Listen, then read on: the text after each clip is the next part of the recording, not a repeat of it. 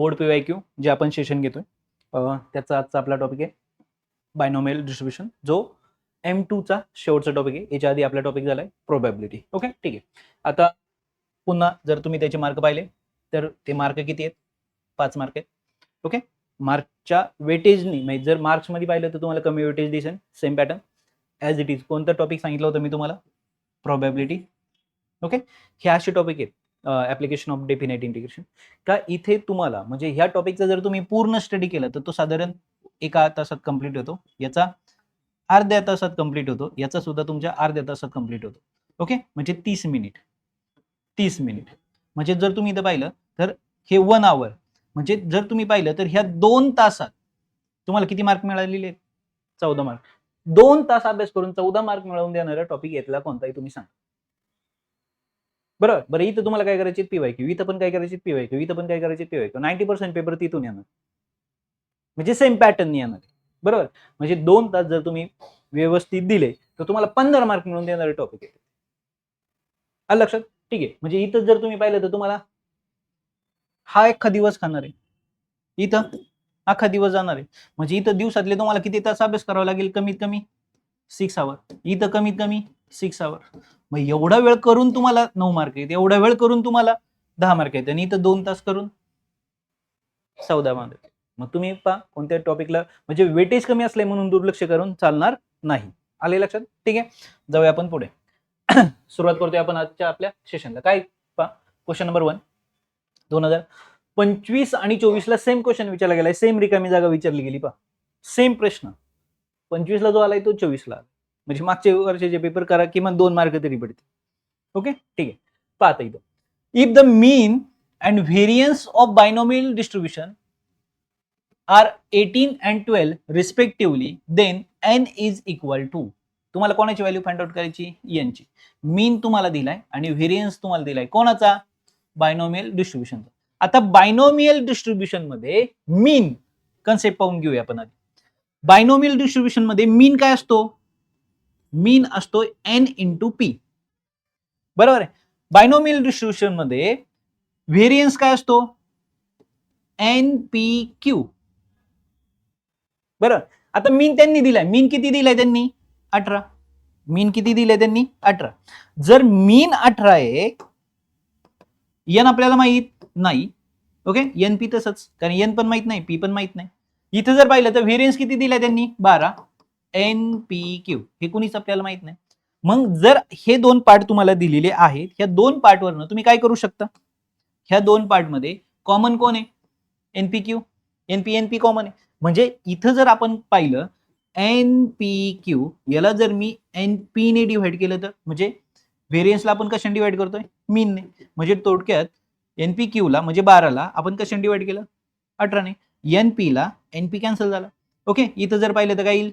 6 2 12, 6 3 18. म्हणजे Q ची value किती आली? 2/3. जर Q ची व्हॅल्यू 2/3 आहे तर तुम्हाला लगेच कळलं पाहिजे P किती आला? 1/3, कारण 3 पैकी 2 याला दिले, म्हणजे 3 पैकी एकच राहिला. ओके, तो किती आला? ओके, 1/3. आता तुम्हाला व्हॅल्यू कोणाची काढायची आहे? n ची. बरोबर आहे. आता n p कळलाय तुम्हाला, म्हणजे ह्या फॉर्म्युल्यात तुम्ही वापरू शकता. काय? 18 बरोबर n किती आहे माहित नाही, पण p माहिती आहे तुम्हाला 1/3. हे 18 इकडं, सॉरी 3 गुणिले भागिले तिकडे जाऊन काय होतील? म्हणजे 18 3 54 बरोबर काय आले? n. पर्याय क्रमांक 2. किती अवघड प्रश्न आहे? 2 मार्काला विचारला गेला. काय करायचंय? किती कष्ट लागले? ओके, आलो आपण पुढच्या प्रश्नाकडे. 25 च आहे. काय सांगितलंय?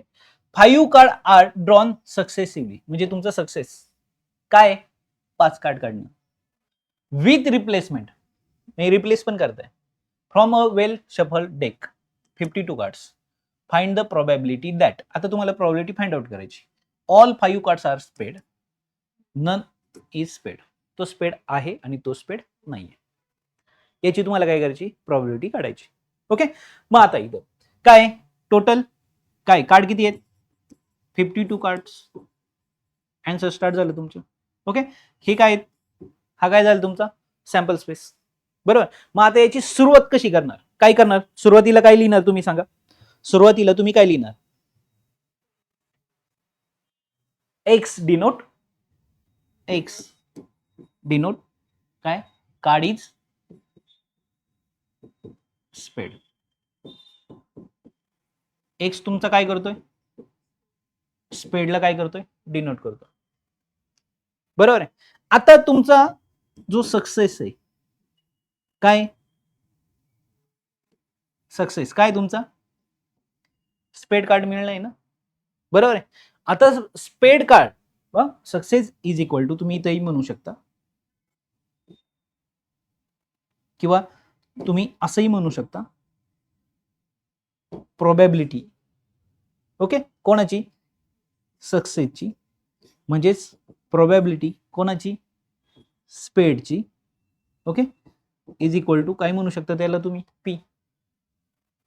तुमचा पी म्हणजे कोण आहे, सक्सेस, म्हणजेच कोण आहे तुमचा स्पेड.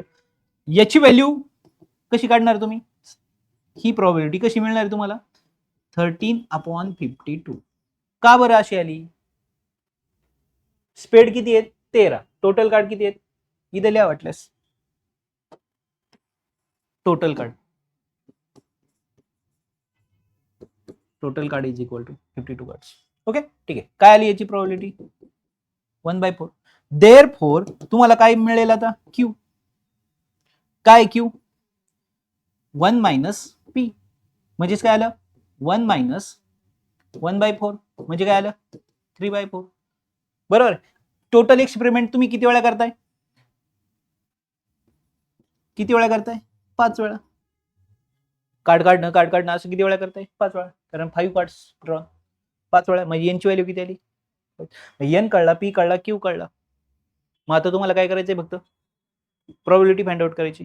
मग आता प्रोबॅबिलिटी फाइंड आउट करत असताना तुम्हाला कोणता फॉर्म्युला अप्लाय करायचा आहे, ओके. पण त्याच्या आधी आपल्याला काय लिहायचंय, फॉर्म्युला कोणता, एक्स बर्नौलीचा. बर्नौली काय सांगतो, NP, बरोबर ना. इथं काय सांगतो बर्नौली, N, P. म्हणजे इथं काय आलं, एक्स बी बर्नौली 5 आणि पी किती आहे, 1/4. आलं लक्षात. ओके, ठीक आहे. मग आता खाली तुम्हाला काय काढायचंय, probability mass function. Probability mass function म्हणजे काय करायची, तुम्हाला ऍडिशनच करताय.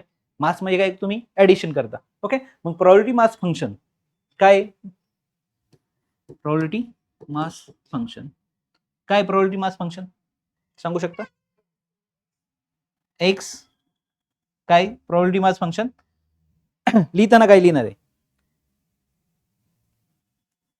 मा ऑफ एक्स. ओके, काय येईल, X is equal to NCX P raise to X Q raise to N minus X. झालं, हे तुमचं बेसिक इथपर्यंत कंप्लीट झालं. काय काय केलं तुम्ही पहा, टोटल कार्ड 52 होते. तुमचा एक्स जो डिनोट करतोय तो स्पेडला डिनोट करतोय, म्हणजे तुमचा सक्सेस, म्हणजे तुमचं स्पेड कार्ड, त्याची प्रोबॅबिलिटी जी आली ती ही आली. त्यावरून तुम्ही क्यू काढला, 5 वेळा एक्सपेरिमेंट होतोय. हा बर्नौली ट्रायलचा नियम आहे, म्हणजे फॉर्म्युला आहे. त्याच्यात एन आणि पीच्या जागी तुम्ही व्हॅल्यू पुट केल्या, mass probability mass function of X, या पद्धतीने तुम्ही त्याचा फॉर्म्युला लिहिला. आता तुमचा क्वेश्चन नंबर 1 स्टार्ट झाला. काय क्वेश्चन नंबर 1, तुम्हाला कशाची प्रोबॅबिलिटी काढायची आहे, 5च्या 5 ही कार्ड काय आहे तुमचे, स्पेड आहेत. ओके, म्हणजे आता याचा अर्थ इथं जर तुम्ही पाहिलं तर ऑल 5 कार्ड्स आर स्पेड. म्हणजे तुम्ही इथं काय लिहिणार आहे, पहिलं प्रोबॅबिलिटी ऑल 5 कार्ड्स आर स्पेड, बरोबर आहे. म्हणजे आता जर तुम्ही इथं पाहिलं तर प्रोबॅबिलिटी काय, तुमचा एक्स इज इक्वल टू किती आहे, 5, बरोबर. म्हणजे याचा अर्थ आता इथं जर तुम्ही पाहिलं तर काय फॉर्म्युला, काय एन किती आहे, 5, सी परत एक्स 5 वेळा काढले तुम्ही कार्ड, पी किती आहे इथं, रेस टू 5. ओके, आणि क्यू रेस टू किती, एन मायनस एक्स. म्हणजे किती आले, 0. फॉर्म्युला कोणता आहे, NCX सॉरी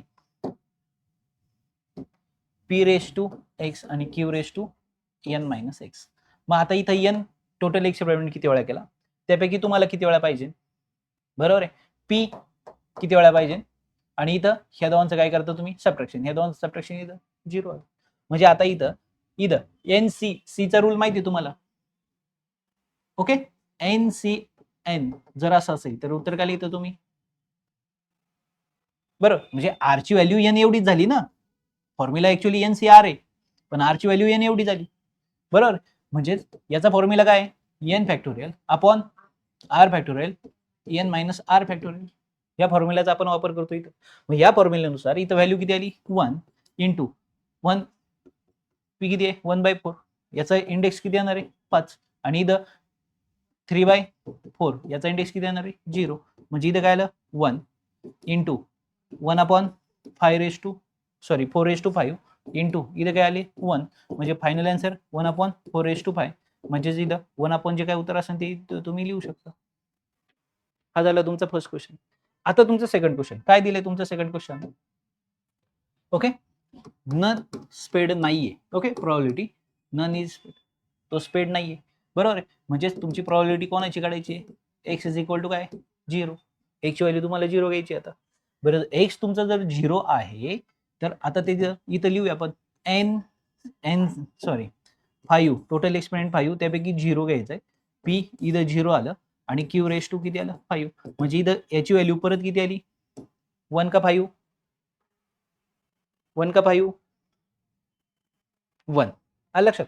इथे किती आले? 1 इंटू 1/4 चा इंडेक्स किती आला? 0 इंटू 3/4 चा इंडेक्स किती आला? 5. आता ह्या दोनची व्हॅल्यू काय येणार आहे? 1. Okay, 1 into 1 into 3/5 4/5. मग आता इथं आलं 3/5 4/5. इथं तुमचं जे काय फायनल उत्तर असेल ते लिहा. झालं. म्हणजे या फॉर्म्युल्यामध्ये सगळ्यात इम्पॉर्टंट तुम्हाला हा फॉर्म्युला तुमच्या लक्षात पाहिजे आणि हा पॅटर्न तुमच्या लक्षात पाहिजे. That's it. एवढ्यावर तुमचा हा क्वेश्चन काय डिपेंड आहे. ओके, आता जर तुम्ही लक्षात ठेवा बायनोमियल मध्ये तुम्हाला फक्त हा एकच क्वेश्चन पाठ करून ठेवायचा. पाठ करून म्हणजे त्याचा पॅटर्न लक्षात ठेवायचा की नक्की जायचंय मला कोणत्या पॅटर्न. ओके, बाकीच्या कोणत्याही प्रॉब्लेमला जर तुम्ही पाहिलं म्हणजे याच्यावर असा वेगळा कोणता क्वेश्चन विचारला जाणार नाही. याच्यावर जो मेजर प्रश्न विचारला जातो 3 मार्काला तो प्रश्न हाच असतो. आलं लक्षात? ठीक आहे, जाऊया आपण पुढचं. आता इथं जर पाहिलं तर काय? Die is thrown 6 time. किती वेळा डाय टाकला? 6 वेळा टाकला. Okay, getting an odd number. तुमचा सक्सेस काय? ऑड नंबर आहे. Okay, find the probability of 5 success. 5 वेळा सक्सेस तुम्हाला मिळाला. Okay, a die is thrown a die is thrown 6 time. Therefore n is equal to तुम्ही 6 म्हणजे जसं आधी कार्ड किती वेळा काढलं होतं? 5 वेळा. आता 6 वेळा झालं. ओके, त्यानंतर तुमचा जो सक्सेस आहे, ओके, प्रोबॅबिलिटी इथं जो तुमचा सक्सेस आहे तो सक्सेस कोणता आहे? गेटिंग अन ऑड नंबर. तुम्हाला काय मिळतोय? Odd number. आता जर एक डाय जर टाकला तर डायवर ऑड नंबर किती असतात? 3. 1 3 आणि 5 3 नंबर असतात. कितीपैकी? 6 पैकी. मग प्रोबॅबिलिटी किती आली? 1/2. म्हणजे तुमच्या क्यू ची प्रोबॅबिलिटी किती आली? ओके, इथं Q is equal to 1 minus P. म्हणजे काय आलं? 1 मायनस 1/2 म्हणजे किती आली? 1/2. मग आता तुम्हाला सगळंच कळलं. एन कळला, पी कळला, क्यू कळला. ओके, मग आता बर्नौलीचा टार्गेटचा फक्त तुम्हाला इथं लिहायचं आहे. एक्स इज इक्वल टू काय लिहिणार तुम्ही इथं? बी. इथं एन किती वेळा? 6. प्रोबॅबिलिटी झालं. मग आता इथं खाली क्वेश्चन नंबर 1 काय? क्वेश्चन नंबर 1 इथं हे कळलं ना तुम्ही काय लिहिलं इथं? बर्नौली एन टोटल आणि इथं कोण आहे? पी. बरोबर. मग आता तुम्हाला पहिली काय कोणाची प्रोबॅबिलिटी काढायची? प्रोबॅबिलिटी एकच क्वेश्चन दिलाय तुम्हाला. ओके, प्रोबॅबिलिटी कोणाची काढायची आहे तुमची? ओके, पण इथे एक लिहायचं राहिले आपलं कोणतं? Probability mass function of X is equal to काय लिहिणार तुम्ही इथं? ओके, काय? N C X P X Q N minus X. Okay, हा फॉर्म्युला लिहिला. मग आता तुमचा क्वेश्चन इथं काय काय लिहायचे तुम्हाला? प्रोबॅबिलिटी कायची? 5 सक्सेसची. ओके, मग इथं 5 सक्सेस म्हणजे एक्सची व्हॅल्यू किती आली? 5. मग इथं टोटल एक्सपेरिमेंट 6 वेळा झाला. ओके, टोटल 6 वेळा. सी त्याच्यापैकी 5 आम्हाला पाहिजे. प्रोबॅबिलिटी 1/2. इथं किती आलं? 5.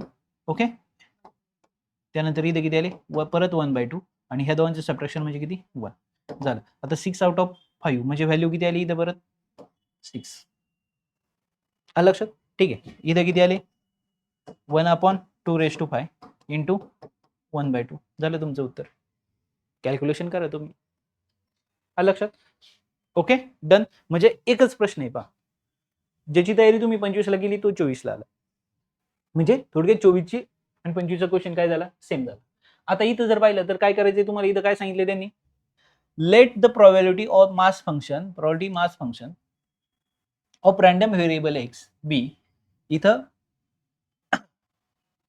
4cx इथं हे दिलंय, एक्सच्या व्हॅल्यू त्यांनी दिल्यात, then expected value probability mass function मध्ये एक्सपेक्टेड व्हॅल्यूचा फॉर्म्युला काय आहे, एन इंटू पी. मग याचं काय करायचंय आपल्याला, आपला एन कोण आहे 4 आणि आपला पी कोण आहे 5/9, हा असतो आपला एन, हा असतो आपला पी. झालं आपलं उत्तर.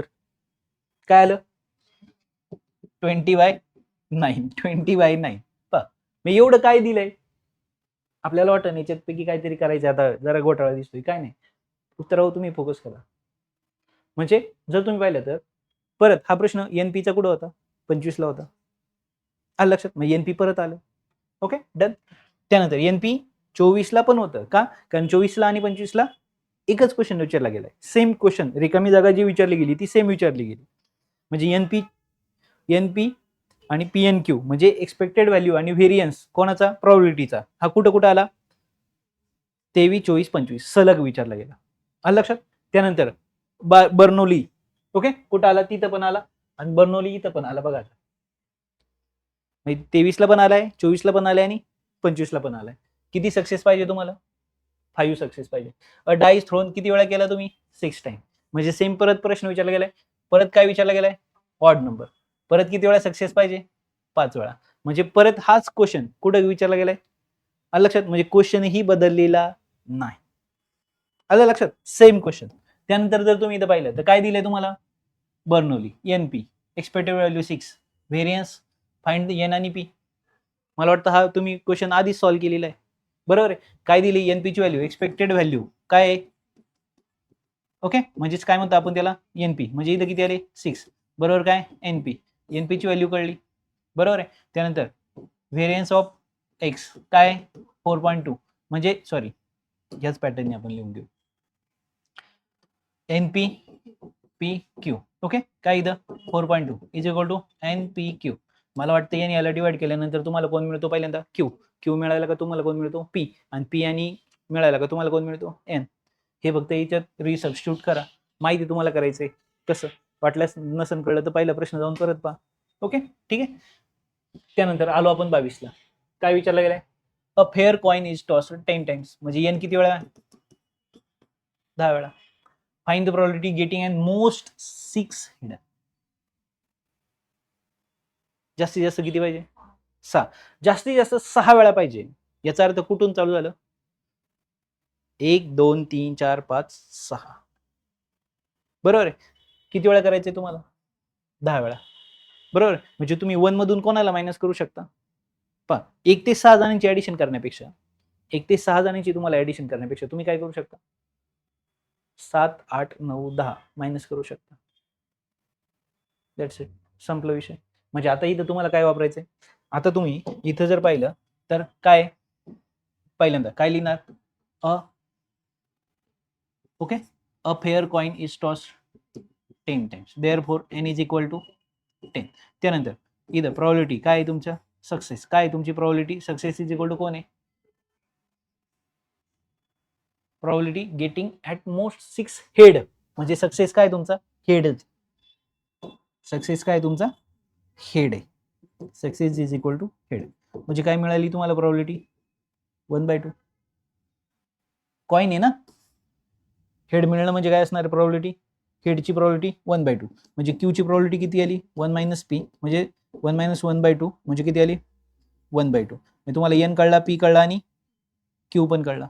ओके, इथं पी इज इक्वल टू म्हणून, ओके, पी कळला, एन कळला, क्यू कळला. बर्नौली ट्रायल काय सांगतो, X Bernoulli N comma P, बरोबर आहे. काय आला इथं, बी किती आहे 10, सॉरी बीच इथं, इथं किती 10, हा बरोबर. आता तुम्हाला इथं फॉर्म्युला आहे, काय फॉर्म्युला आहे तुमचा, probability mass function of X is equal to काय, N formula N C X P X Q N minus X. आता तुमचा क्वेश्चन काय, प्रॉबिलिटी तुम्हाला काय लिहायची, ॲटमोस्ट 6 म्हणजे हे जे लिहिले ना तुम्ही हे इथं लिहायचं इज इक्वल टू. आता याचा अर्थ काय होणार आहे, प्रोबॅबिलिटी कोणाची, एक्स इज इक्वल टू काय 1 plus X is equal to काय 2 plus X is equal to 3 plus X is equal to 4 okay plus X is equal to 5 plus probability X is equal to 6. म्हणजे याच्यासाठी तुम्हाला परत हा अख्खा formula, परत याच्यासाठी अख्खा, परत याच्यासाठी याला तुम्ही असं म्हणू शकता काय, इथं जर तुम्ही म्हटलं हे सगळ्याची ॲडिशन करायची आहे तुम्हाला, बरोबर आहे, म्हणजे तुम्ही इथं असंही म्हणू शकता प्रोबॅबिलिटी काय, x greater than 6 and equal than 6. याचाच अर्थ काय झाला, प्रोबॅबिलिटी एक्स लेस दॅन 6. सॉरी आपल्या इथं काय झालं, तुमचा जो एक्स आहे हा लहान आहे 6 आणि 6 पेक्षा, तुम्हाला प्रोबॅबिलिटी कोणाची काढायची, ॲट मोस्ट 6 ना, मोस्ट 6 म्हणजे 6 पर्यंत, 1 पासून 6 पर्यंत. म्हणजे याचा अर्थ काय, x greater than 6, x greater than जर 6 मांडलं तर म्हणजे ही दोन कोण चालू झाला, मग इथं तुम्हाला काय करायची, सॉरी अजून तरी पण आपण पुन्हा एकदा चुकलोय, काय करायचं इथं 1 मायनस, हा पॉइंट महत्वाचा आहे, आलं लक्षात. मग इथं तुम्हाला काय करायचंय 1 मायनस प्रोबॅबिलिटी, ओके, म्हणजे इथं काय लिहिणार आहे, X is equal to 7 plus probability S equal to 8 plus probability S is equal to 9 plus probability X is equal to 10. आणि ह्या सर्वांची ॲडिशन 1 मधून काय करायची तुम्हाला मायनस. मग याच्यासाठी परत हा फॉर्म्युला, याच्यासाठी हा फॉर्म्युला, याच्यासाठी हा, त्याच्यासाठी तो, सगळ्यांची ॲडिशन करून तुम्हाला फक्त हे सॉल्व्ह करायचं. किती मार्काला विचारला गेलेला आहे तुम्हाला हा, 3 मार्काला नाही, किती मार्क, सॉरी हा 3च, रिकामी जागा किती मार्काला आली होती 2 मार्काला. म्हणजे जर तुम्ही इथे पाहिलं तर तुम्हाला 2च प्रश्न बायनॉमियल वर दिसतील, एक तर NPQचा, अदरवाईज बर्नौलीचा. ओके ठीक आहे. त्यानंतर आले तुम्ही इथं काय करायचे, तुम्हाला NP एन दिलाय, एक्सपेक्टेड व्हॅल्यू दिली, पी ची व्हॅल्यू काढायची. मला वाटतं क्वेश्चन सॉल्व्ह करायची गरज नाहीये. ओके आले तुम्ही इथं काय, a coin fair it to असं किती वेळा, 8 टाइम. परत कोणाला, probability that show no head at least एकदा हेड, मग हेड ची प्रोबॅबिलिटी किती आली 1/2. लक्षात, मग पी ची व्हॅल्यू हाफ, क्यू ची व्हॅल्यू हाफ आणि एन ची व्हॅल्यू 8. ओके जेव्हा पहिलं नो हेड म्हणजे काय, X is equal to 0, no head, head नको आहे, बरोबर आहे. आणि इथं शो दॅट ॲटलिस्ट 1, कमीत कमी 1, म्हणजे कमीत कमी 1 तर आला पाहिजे, म्हणजे असं 2च असणार आहे, X is equal to 1, X is equal to 2 झालं. ह्या दोनची काय करायची तुम्हाला इथं ॲडिशन. आलं लक्षात, म्हणजे सारखा कोण येतोय, म्हणजे तुम्हाला इथं महत्वाचे प्रश्न एकच आहे, NP म्हणजे तुम्हाला इथं काय काय लक्षात ठेवायचं. पहिला पार्ट एक्सपेक्टेड व्हॅल्यू बायनॉमियल मध्ये NP हा त्याचा फॉर्म्युला आहे, variance of X is equal to NPQ, आणि त्यानंतर दुसरा पार्ट बर्नौली, एक्स बिलॉंग्स इथं BNP, आणि आज त्याच्यातलाच formula NCXPQ X raise to N-X. बस प्रोबॅबिलिटी फक्त एवढ्या 4 गोष्टींवर डिपेंड. लक्षात, 20 पर्यंत आपण आलेलो आहोत. तर या पद्धतीने आपला बायनॉमियल डिस्ट्रीब्युशन हा ही टॉपिक कंप्लीट झालेला आहे. याच्या आधी आपण प्रोबॅबिलिटी घेतला, म्हणजे हार्डली तुम्ही जर पाहिलं तर किती वेळ लागला आपल्याला, परत अर्धा तास पण नाही लागला. म्हणजे जर तुम्ही इथं पाहिलं तर प्रोबॅबिलिटी, बायनॉमियल हे जे 2 टॉपिक आहेत काय अर्ध्या तासाचा स्टडी करून सेम पॅटर्नचे प्रश्न तुम्हाला सारखे रिपीट झालेले पाहायला मिळते. आले लक्षात, ठीक आहे. तर झालेले प्रश्न पुन्हा एकदा तुम्ही सॉल्व्ह कराल तर, आणि तरच ते तुम्हाला येतील, आणि तरच ते तुमच्या काय राहतील लक्षात.